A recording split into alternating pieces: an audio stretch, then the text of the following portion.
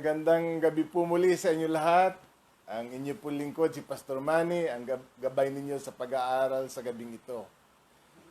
Hangad ko na kayo ay nasa mabuting kalagayan, malusog ang inyong mga katawan kung paanong pinagpapala ang inyong mga espiritual na buhay. Tayo po'y panalangin natin yung iba nating mga kamag-aral na hindi pa nakakahabol sa panonood dito sa Facebook Live. Hilingin natin sa Diyos ang kanyang pagsama, ang kanyang presensya. At mamaya, enjoy natin ang presence ng Panginoon sa mga lumang awit na ating papatugtugin. Tayo po'y magkaisa sa panalangin. Amang banal, salamat na narito kayo at sa oras na ito'y pwede kaming dumalangin na kami inyong pagpalain.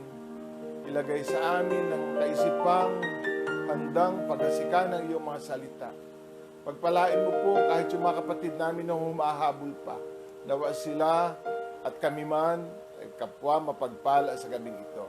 Nawa po yung mga awit na inihanda ay makapukaw ng aming mga espiritu para lalo kang kilalanin na aming Panginoon tagapagligtas.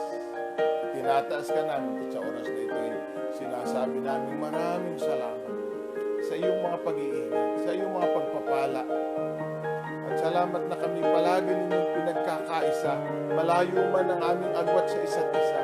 Salamat na kami tinutunghayan mo, binabantayan mo, at ibinibigay ang lahat naming pangangailangan. Salamat po sa kalusugan at kaligtasan ng bawat isa. Tinataas namin ang inyong pangalan sa pangalan ng aming Panginoong Jesus. Amen. Magandang gabi po uli sa inyong lahat. Inaasahan kong handa na ang inyong mga Biblia, ang inyong ballpen at inyong notebook para kayo makapagtala ng mahalagang kaisipan na ating pagbubulayan ngayong gabi. Ang ating pinagbubulayan sa nakalipas na mga linggo ay ang karanasan ng pagtatayo ng iglesia sa Efeso. At nakita ko na mayroong 8 pangunahing karanasang Kristiyano na naisa na nating maranasan ang lahat. At doon tayo natapos sa 3 na may pamagat na The Fear of the Lord. Ngunit ngayong gabing ito ay meron tayong isang paningit na paksa. Kumbaga sa programa ay intermission number para lalong mag-create ng enthusiasm sa ating puso para maiwasan natin ang pagkabagot dahil yung paksang The Fear of the Lord ay may 2 pang magkakasunod na devotions na ating tatapusin. Ngayon ay pagbubulayan natin ang the parable of the 10 virgins, ang parabola, ang talinaga ng 10 dalaga. Sundan ninyo ako sa Mateo 25, 1 hanggang 13. Mateo 25, 1 hanggang 13. Babasahin ko po at sundan ninyo ako. Dito matutulad ang pagpasok sa kaharian ng Diyos. May 10 dalagang lumabas upang sumalubong sa lalaking ikakasal. Bawat isa'y may dalang ilawan. Ang 5 sa kanila'y hangal at ang 5'y matalino. Ang mga hangal ay nagdala ng kanilang ilawan, ngunit hindi nagbaw ng langis. Subalit ang matalino'y nagdala ng langis bukod pa sa nasa kanilang ilawan. Nabalam ang dating na lalaking ikakasal, kaya't inantok silang lahat at nakatulog. Ngunit ng hating gabi na may sumigaw, narito na ang lalaking ikakasal, salubungin ninyo. Agad nagbangon ang 10 dalaga at inayos ang kanilang ilawan. Sinabi ng mga hangal sa matatalino, bigyan ninyo kami ng kaunting langis, aandap-andap na ang aming mga ilawan. Baka hindi magkasya ito sa ating lahat, tugon ng matatalino. Mabuti pa'y pumunta muna kayo sa nagtitinda at bumili ng para sa inyo. Kaya't lumakad ang 5 hangal na dalaga, samantalang bumibili sila, dumating ang lalaking ikakasal. Ang 5 nakahanday kasama niyang pumasok sa kasalan at ipinilid ang pinto. Pagkatapos dumating ang 5 hangal na dalaga, Panginoon, Papasukin ninyo kami, sigaw nila. Ngunit tumugon siya, sinasabi ko sa inyo, hindi ko kayo nakikilala. Kayo'y magbantay. Kaya magbantay kayo sapagkat hindi nyo alam ang araw ni ang oras. Huwag kayong maiinip sapagkat ang ating pagbubulay sa gabing ito'y maiksi. Maiksi na di hamak kaysa naging pagbubulay natin noong araw ng Martes. Inaamin namin ni Brother Argel na kami napahaba. Hindi na namin natantya at kami nag-overtime sa pasensya na sa inyong alam namin mahirap i-download yun, lalo na kung mahina ang internet. Ngayon sisiguraduhin kong hindi ito hihigit ng kalahating oras. Ang talinhaga ay isang makalupang kwento, ngunit makalangit ang kahulugan. Pinili ko na minsan ay magmulay tayo ng talinhaga para tulungan ang mga kapatid natin dyan, lalo na sina Brother Nick at Brother Ivan, papaano ba pinakakahuluganan at inuunawa ang isang talinhaga. Ito'y mahalaga para sa mga tulad nila.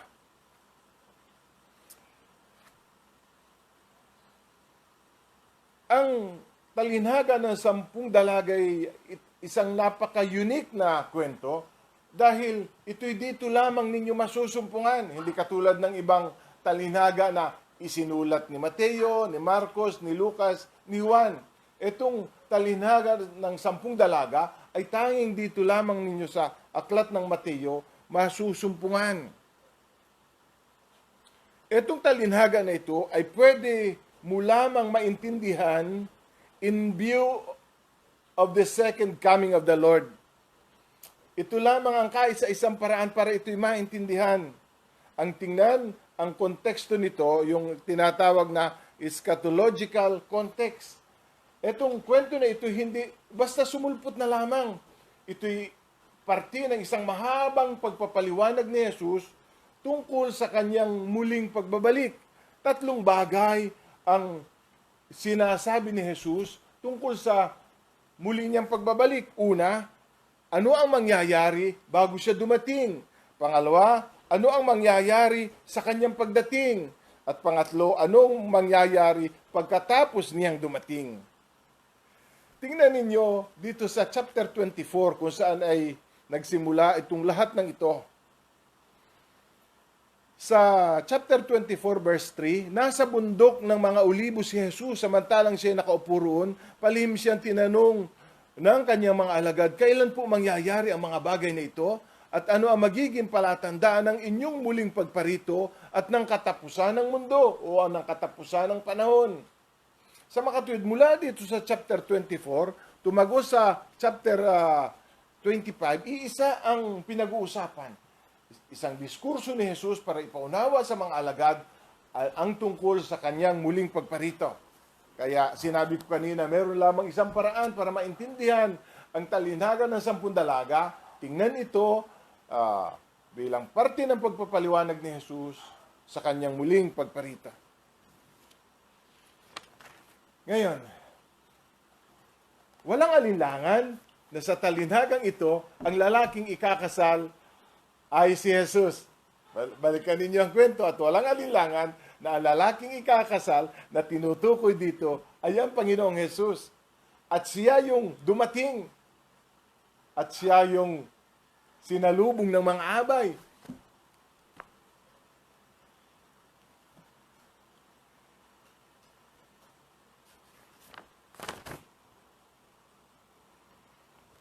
Para kanino ang talinhagang ito? Dapat nating maintindihan na para kanino ang talinhagang ito.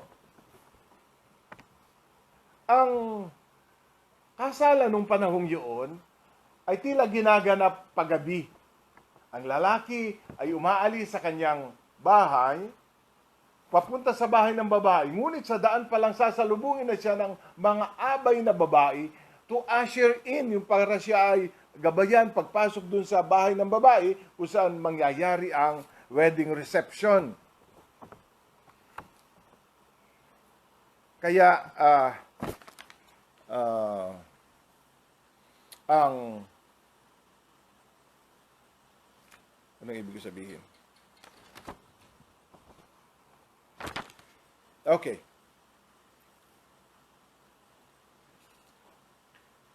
mga babae na ito'y kumakatawan sa mga taong nakakaalam ng pagbabalik ng Panginoon, nag-aantay ng pagbabalik ng Panginoon.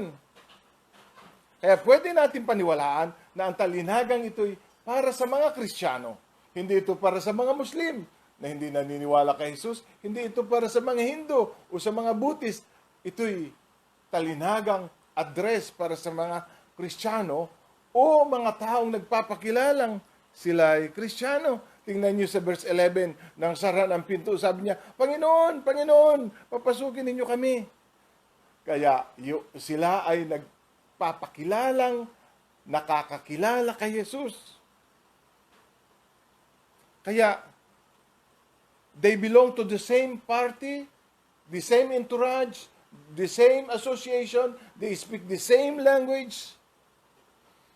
Iisang bihis nila. Ayan mga abay, isang bihis, ano po.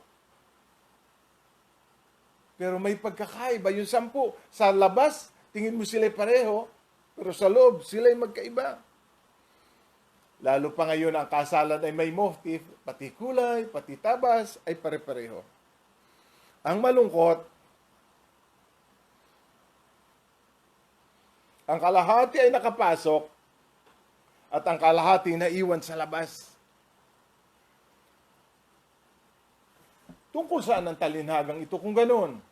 Tingnan ninyo sa verse 1. Dito matutulad ang pagpasok sa kaharian ng Diyos. Kaya itong talinhagang ito ay tumutukoy sa pagpasok sa kaharian ng Diyos. Yun ang itinuturo nitong talinhaga na ito, yung pagpasok sa kaharian ng Diyos. Ngayon, alam niyo sa kultura nila, mahalaga yung ilaw. Kasi may mga tao bang hindi imbitado, yung mga walang ilaw, napasok na lang sa kasalan maski hindi sila imbitado. Pero alam mo yung mga imbitado, kasi sila may dalang ilaw. Marami din ng panahon na yun ng mga party crasher, napunta kahit hindi imbitado.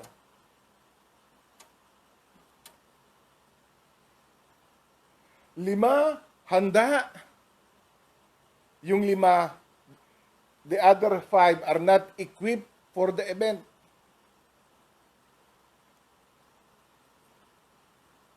Ang problema, sabi ni Jesus, nung sila'y sumigaw na, Panginoon, Panginoon, sabi ni Jesus, hindi ko kayo nakikilala. Inaangkin ng 5 na nakikilala sila ni Jesus. Ang problema, hindi naman sila nakikilala ni Jesus. Hindi pala naman natin masyadong problema kung kinikilala natin si Jesus. Ang problema pala ay kung tayo ay kinikilala niya. Hindi mahalaga kung kinikilala natin siya. Ang mahalaga ay kinikilala niya tayo.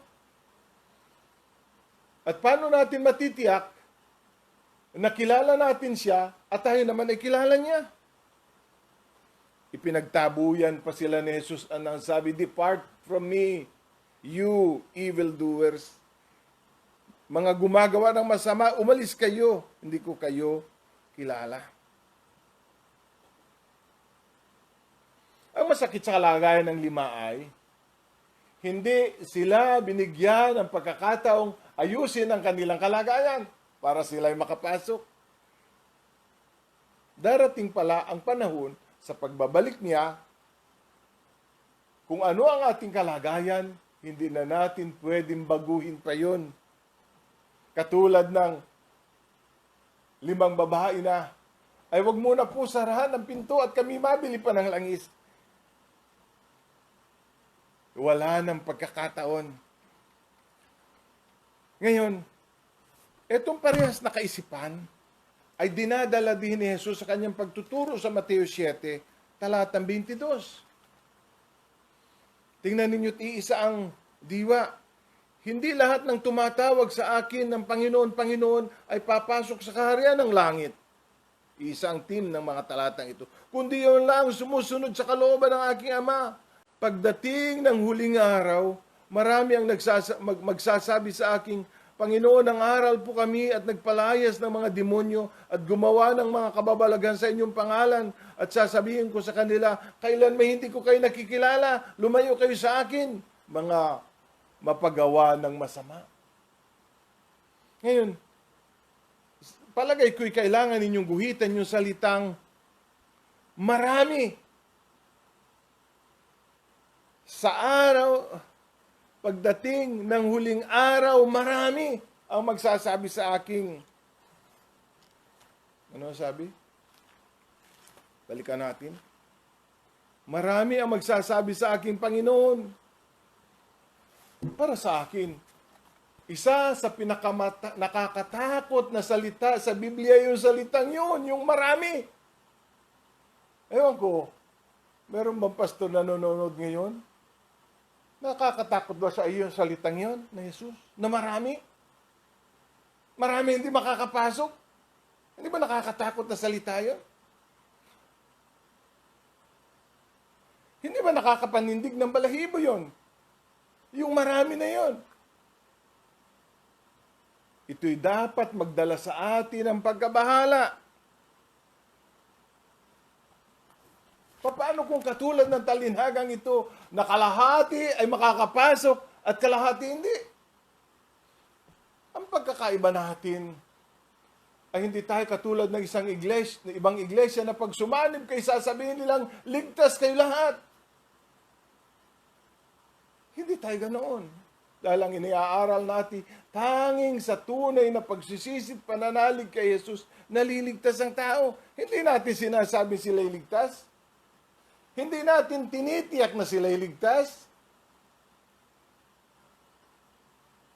Ang Biblia ang tumitiyak na ligtas ang lahat naman sumasampalataya sa Kanya. Yun ay nagdala sa akin ng pagkabahala na marami, sabi ni Jesus, ang hindi makakapasok sa kaharian ng Diyos. At ang marami na yon ay yung mga nagpapakilalang sila'y Kristiyano.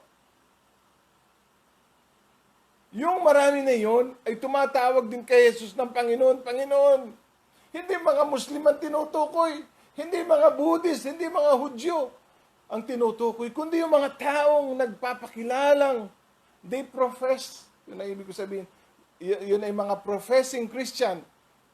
Sinasabi nilang sila Kristiyano, nagpapakilala silang Kristiyano, ngunit marami sa kanila hindi makakapasok.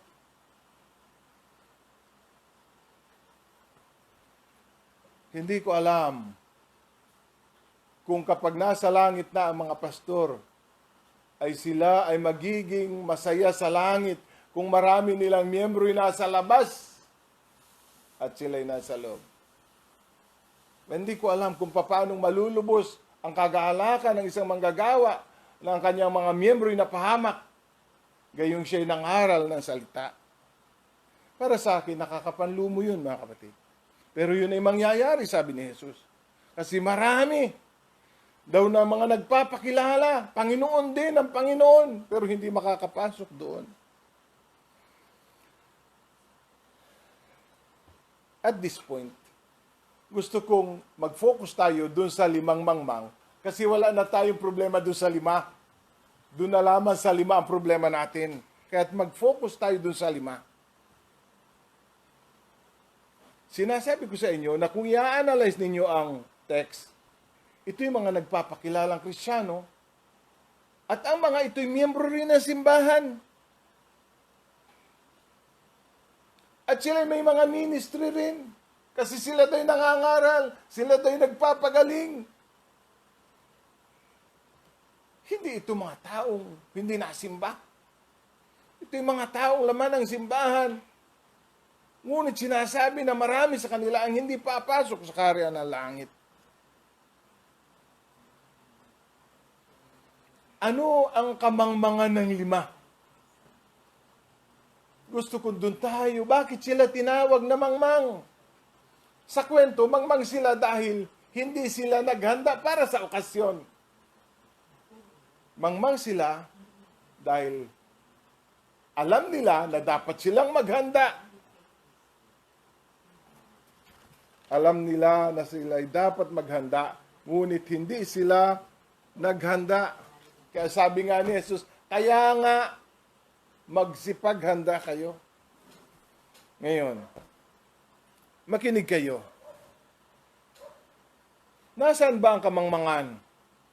Merong isang talata sa Biblia na nagsasabing, foolishness is in the heart of every child. Kaya nasaan ang foolishness? It is in the heart. It is in the heart. Kaya malibang tulungan tayo ng Espiritu Santo na ang kamangmangan yung alisin, nanganganib ang ating buhay sa kaparusahan ng impyerno.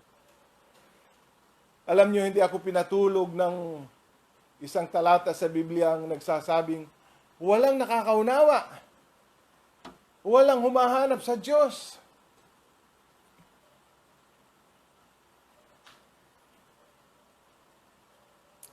Unang kamangmangan nitong limang ito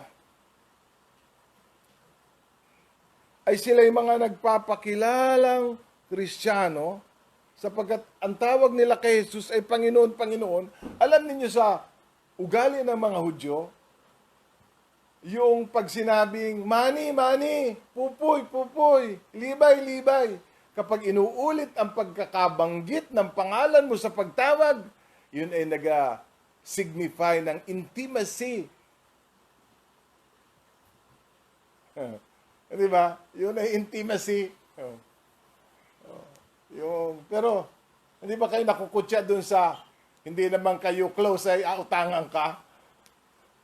Yung parang close. Hindi naman close pero parang close dahil mangungutang. Ganun itong mga taong ito. Ang totoo, sila'y malayo sa Diyos pero sa kanilang bibig parang sila'y napakalapit sa Diyos. At hindi sila kinikilala ni Jesus. Nasaan ang kanilang problema? Meron sinasabi si Santiago sa 2:14, kung sinasabi ng sino man na siya may pananampalataya, ngunit walang gawa, makapagliligtas baga sa kanya ang pananampalatayang yon. Ito yung pananampalatayang kung sinasabi, ito'y sinasabi lamang na pananampalataya, ngunit pananampalatayang hindi totoo, kasi ang pananampalatayang buhay ay nagbubunga ng mabuting gawa. Ang pananampalatayang buhay ay siyang nagdadala ng transformasyon sa buhay ng tao. Ang pagsasabing Panginoon, Panginoon ay tawag lamang, hindi isang pagkilala o isang pag-aangkin. Alam niyo, ang pagka-Panginoon ay yung pagka-Panginoon, ibig sabihin, pinapanginoon mo. Hindi mo lamang siya tinatawag na Panginoon, kundi siya pinapanginoon mo, kinikilala mo at inaangkin mo na siya ay Panginoon mo. Yun ang dahilan kung bakit hindi sila kinilala ni Jesus. Sapagkat ang kanilang pagkilala kay Jesus ay sa bibig lamang. Hindi tinanggap ni Jesus yung kanilang tawag na Panginoon. Parang sinabi ni Jesus, hindi naman ninyo ako Panginoon. Sapagkat kung tunay na si Jesus ay Panginoon nila, alam ni Jesus kung yun ay totoo o hindi. Sa kabaligtaran, sinabi ni Jesus, you are evildoers. Padalwa, na dahilan kung bakit sila tinawag ng Bibliang mangmang, ay hindi nila sineryoso ang pasabing darating ang Panginoon. Kaya sa halip na maghanda sila natulog. Hindi kaya iniisip nila na, bahala na. Manghihiram na lang pagdating doon. Hindi nila naisip ng Panginoong Hesus ay darating na parang magnanakaw. At sa oras na hindi mo alam, at hindi mo mapipigil ang kanyang pagdating. Bakit hindi sila nagbaon? Sila ay naging palagay loob. Alam niyo, maraming mga tao mapapahamak sa impyerno dahil wala silang pakialam sa pagbabalik ng Panginoon.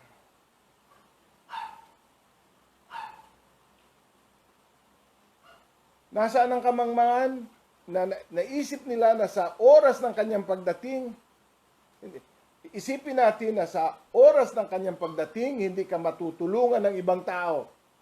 Hindi ka namin pwedeng tulungan. Kung paanong yung 5 ay hindi nakatulong sa 5, wag mong isipin na pagdating ng oras ay may pwede kang tawagan at may pwedeng tumulong sa iyo. Wala. Padalwa, sa oras ng kanyang pagdating, sa oras ng kanyang pagdating, tayo'y kanya-kanya.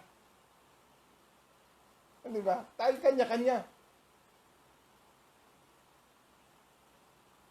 Na sa oras ng kanyang pagdating, hindi mo na maiaayos o maitatama ang iyong kalagayan. Ano ang nagpahayag ng kanilang kamangmangan? Hindi nila sineryoso ang pagbabalik ng Panginoon. Yung una, hindi nila tinotoo ang pagkapanginoon. Pangatlong kamangmangan, na maililigtas sila ng kanilang paglilingkod sa Diyos. Kaya sabi nila, Panginoon, may ministry kami, nag-preach kami, nagpalayas kami ng mga demonyo, nagpagaling kami ng mga may sakit, at sa pangalan mo, gumawa kami ng kababalaghan. Kumbaga sa konteksto ng CLJC, Panginoon, ako naman ay mga awit, ako naman ay cell leader, ako naman ay satellite pastor, na parang maililigtas tayo noon. Tinanggap ba ni Jesus na dahilan yun para sila papasukin? At iniisip mo rin bang dahilan yun para kapapasukin? Na ikay naglingkod sa Diyos? Ang paglilingkod sa Diyos ay hindi dahilan para katanggapin doon. Hindi ka maililigtas ng iyong paglilingkod. Yun ang gusto kong tiyakin sa iyo. Hindi ka maililigtas ng iyong paglilingkod. Dapat ay nakaranas ka na ng pagliligtas. Kaya nagiging makabuluhan ang iyong paglilingkod. Ang paglilingkod na hiwalay sa pagkakilala kay Kristo, walang kabuluhan. Kung paanong nawala ng kabuluhan ng lahat ng kanilang ginawa. Dahil una hindi nila kinilala si Kristo. Ang dapat pala nating unahin, bago tayo maglingkod, ay talagang kilalanin natin si Jesus at doon lamang nagiging makabuluhan ng ating paglilingkod. Huwag mong isipin ang iyong ministry involvement, ang iyong mga pagkakawang gawa, ang ipinaglingkod mo sa tao o sa simbahan o sa samahan ay makapagliligtas sa iyo. Yan ay kamangmangan. Pang-apat na kamangmangan ay yung sinasabi sa 7:21 ng Mateo, hindi lahat ng tumatawag sa akin, Panginoon, Panginoon, ay papasok sa kaharian ng langit, kundi yaon lamang sumusunod sa kalooban ng Diyos. Napansin ba ninyo yung salitang yaon lamang na sinasabing yung paggamit ng salitang Panginoon ay exclusive para dun lamang sa mga sumusunod sa kanyang kalooban. Naintindihan ba ninyo ang talata? Na ang paggamit na ang pagtawag kay Jesus na Panginoon, Panginoon, ay para lamang doon sa mga sumusunod sa kanyang kalooban. Parang sinasabi ni Jesus, huwag ninyo akong tawagin Panginoon kung hindi naman ninyo sinusunod ang aking kalooban.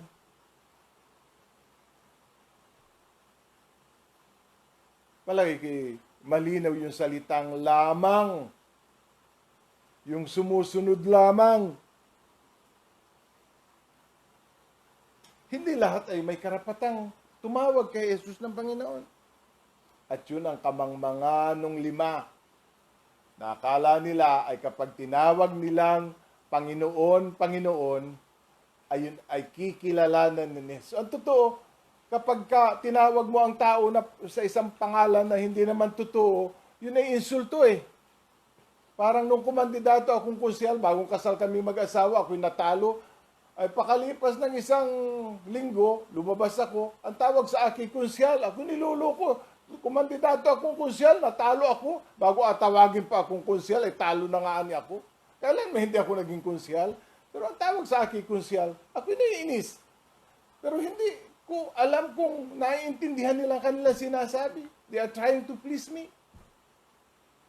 Alam ninyo, kapag tinawag natin si Jesus ng Panginoon, Panginoon, pero hindi totoo sa ating puso, alam ni Jesus na hindi totoo sa ating puso. Sa halip na siya malugod, siya mapupuot sa atin. Kasi kinukutya natin ang pagkapaginoon niya sapagkat ang pagkapanginoong yun ay sa bibig lamang at hindi sa puso. Kaya hindi lahat ng gumagamit ng Panginoon ay papasok sa kaharian ng Diyos. Kamangmangan, hindi ba? Natawagin mo siyang Panginoon, ngunit hindi mo naman siya pinapanginoon. Ang tinding kamangmangan yun. Pero, yun pala ay unforgivable. Isipin mo mga kapatid, yung tawagin mo si Jesus na Panginoon, pero hindi mo naman siya pinapanginoon, that's unforgivable. Pagsisihan mo yan. Ikapakapahamak mo yan. Yan ay panluloko sa Diyos.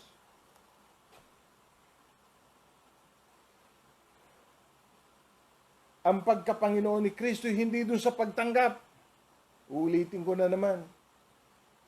Hindi dun sa pagtanggap, kundi sa pagsunod sa kalooban ng Diyos. Muli, gusto kong himayin uli natin ang pananampalatayang tinanggap natin. Hindi tayo naligtas nung tayo tumanggap. Tayo naligtas nung tayo nagsisi at sumampalataya. At ang katibayan na Panginoon si Kristo'y sinunod natin ang kanyang kalooban. Papaano mo masisigurong Panginoon mo si Kristo kung sa sentro ng iyong buhay ay naroon ang kalooban ng Diyos at yun ang iyong kasiyahan, sabi ni Jesus, ang pagkain ko'y sundin ang iyong kalooban. Yung isang bagay na nakakalugod, nakakasatisfy sa akin, sabi ni Jesus, ay ang sundin ang kalooban ng Diyos.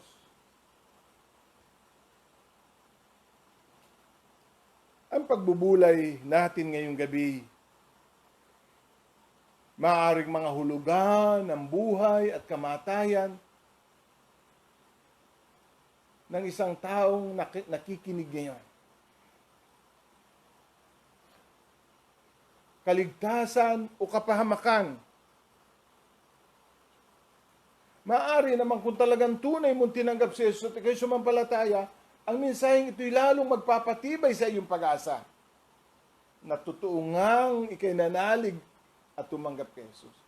Ngunit sa inyo na nasa alanganin ng kalagayan, maaaring ito isang paalaala na kailangan nating itama ang ating buhay ngayon habang may panahon pa. Sapagkat yung panahon ng pagtulog nila ay napahaba. Nagising na lamang sila, nariyan na. Huwag mong intayin ang sitwasyong naroon na bago ka maghanda. Kaya nga, sabi ng Biblia, kaya nga nababalam ang pagbabalik ng Panginoong Jesus ay para bigyan ang makasalanan ng pagkakataong magsisi. Kaya nababalam ang pagbabalik ni Kristo para bigyan tayo ng pagkakataon na magsisi. Ang pinakamabuting paghahanda ay magsisi. At sabi sa Biblia, prepare to meet thy God. Humanda ka, haharap ka sa Panginoon. At habang may panahon pa'y naghahanda ka na, yan ay karunungan, hindi kamangmangan. At habang nag-iintay, huwag tayong magpatulog-tulog. Talagang with great anticipation, hintayin natin ang kanyang pagbabalik. Ako ay nasa conclusion na maikli lamang ang word natin ngayong gabi.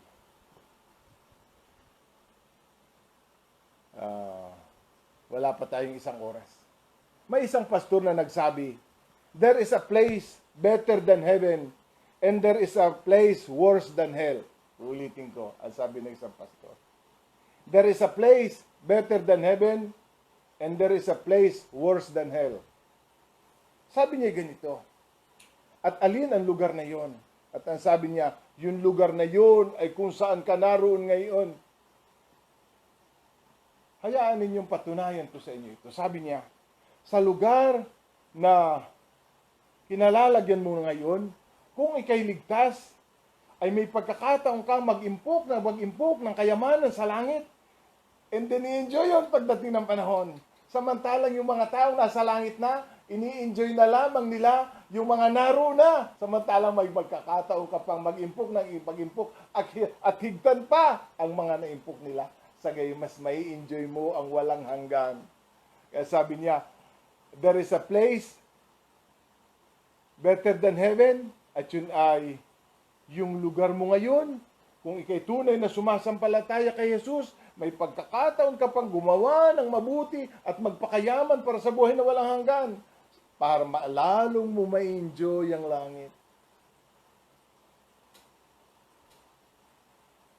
Padalwa, ay alin naman yung lugar na worse than hell?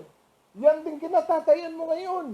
Kung hindi ka nagsisisi ng iyong mga kasalanan, mas masahol pa ang kalagayan mo ngayon kaysa sa nasa impyerno. Bakit?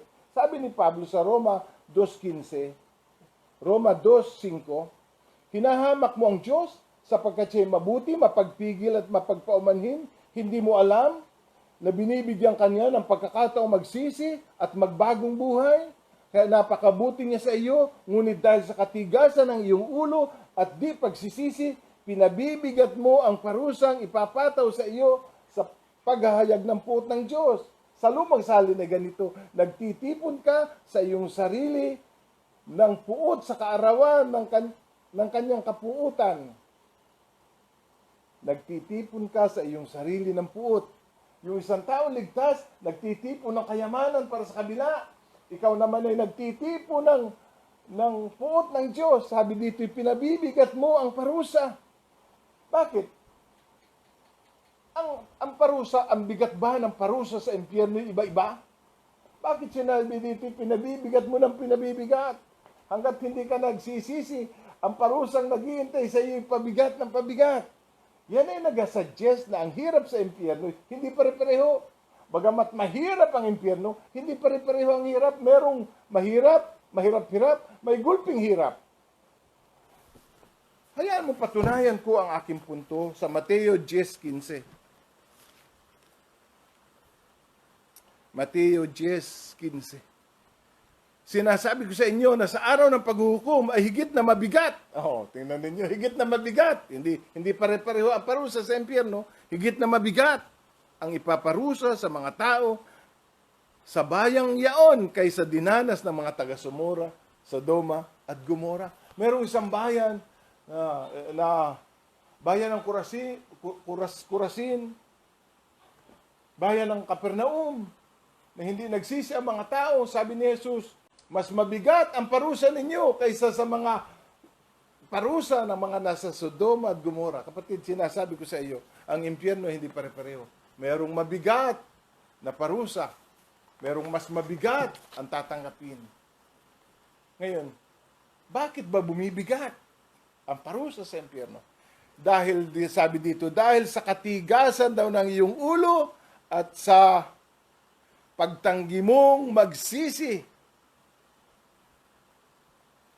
Hindi mo ba alam na binibigyan ka ng pagkakataong magsisi at magbagong buhay? Kaya napakabuti ng Diyos sa iyo. Ngunit dahil sa katigasan ng iyong ulo at di pagsisisi, pinabibigat mo ang parusang ipapataw sa iyo sa paghahayag ng puot ng Diyos. Ngayon, gusto ko sabihin sa iyo, ano ang iniipon mo ngayon? Ang iniipon mo ba yung lahat ng mabubuting gawa at paglilingkod na yung mga kayamanan sa langit, yung mga pagkakawang gawa? Dahil nasigurado mo na ang iyong kaligtasan, gusto mong ialay ang buhay sa paglilingkod sa Kanya, payaman ka ng payaman sa langit, kapatid. Habang hindi pa dumarating ang Panginoon, dagdagan mo pa ang iyong ipon sa langit. Ngunit kung ikaw naman ay nakabilang doon sa hindi papapasukin sa kaharian ng Diyos, huwag mong pabagatin ang parusa sa araw na ibubuhos niya ang kanyang puot. Sa palagay ko'y tama ang paliwanag ng pastor. There's a place better than heaven and there's a place better than hell. Nasaan yung lugar na yon? Kung saan ka naroon ngayon. Tayo pare-pareha sa harap doon. At ako'y magagalak. At ako'y papasok sa kanyang kaharian. Pero ako'y malulungkot kung hindi kita makakasama roon. Lubusin mo ang aking kagalakan. Hindi ko nakagalakan ang magpastor ng maraming at libu-libong mga tao. Ang pinapangarap ko lamang ito. Lahat ng mga taong inabot ng aking pangangaral ay lahat ay magtamo ng buhay na walang hanggan. Sabi ni Pablo, lubusin ninyo ang aking kagalakan. Ang inyong kaligtasan ay kagalakan ng inyong pastor. Tumalima tayo sa ebanghelyong ipinapangaral na ito. Ang sabi ng Gawa 3:19, repent and be saved. Ano ang sinasabi? Repent and be saved. Magsisi at nang maligtas. Sa Acts 11:18 ay ganito naman ang sabi sa Gawa 11:18.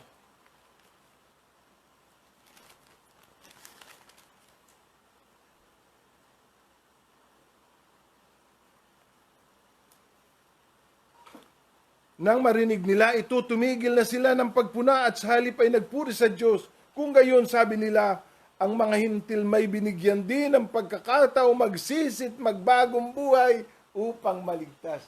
Magsisit, magbagong buhay para maligtas. Alam natin na ang kaligtasan ay nangyayari kung kung may pananampalataya at may pagsisising, lalapit ka sa ating Panginoong Hesus at hihingin mo ang kanyang pagliligtas. Paano ba lalapit kay Jesus? May pagsisisi at may pananampalataya sa kanya. Walang makapagliligtas sa atin, kundi siya.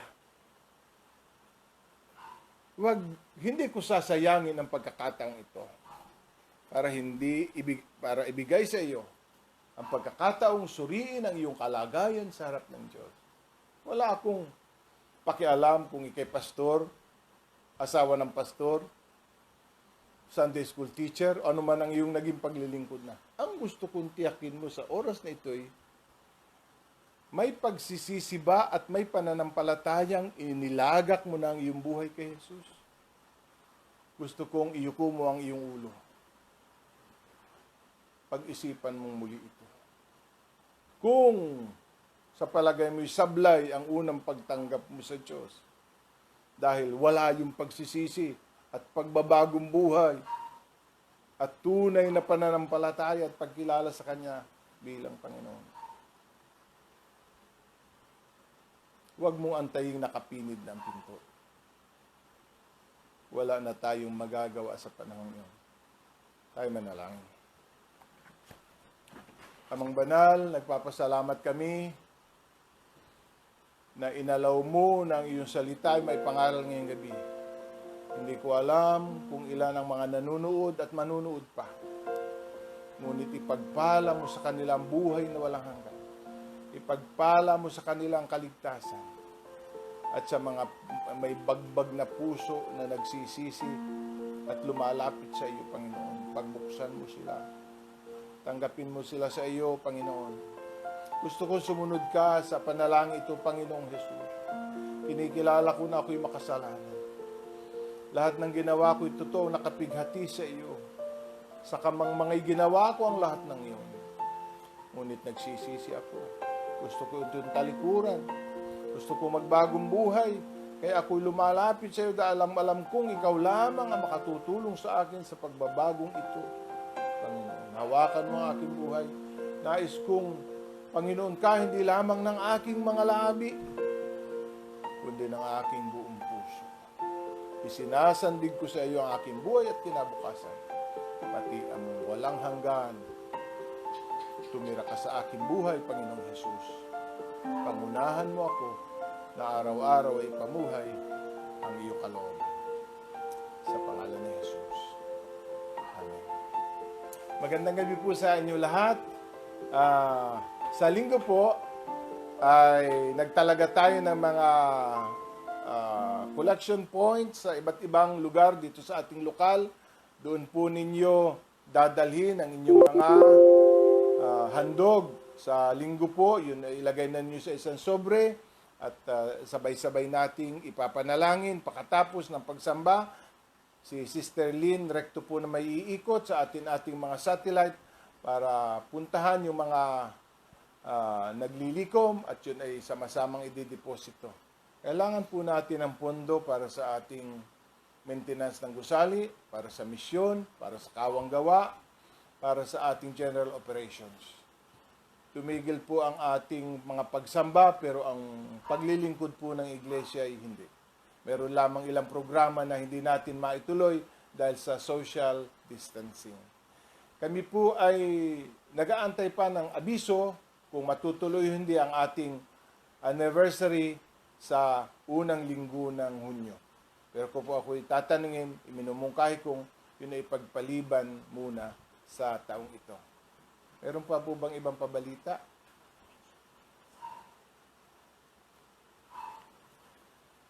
Sa Santa Maria ay si Sister Seni, si Sister Bioli, at si Sister G. Sa Laurel naman ay dun sa may tinalunan, si Connie, si Susie sa compound, si Ate Peli, dun sa lugar ng Papandungin, si Ate Delia, dyan sa lugar ng Santa Teresa. Sa Central naman po, kung mas madali sa inyo, di ni kay Lisa sa kanilang pwesto, o kay Ate Tessie sa Tambung, sa Manguyang ay doon po naman kay Ate Bimbi at doon kay Sister Nor. Wala na. Okay?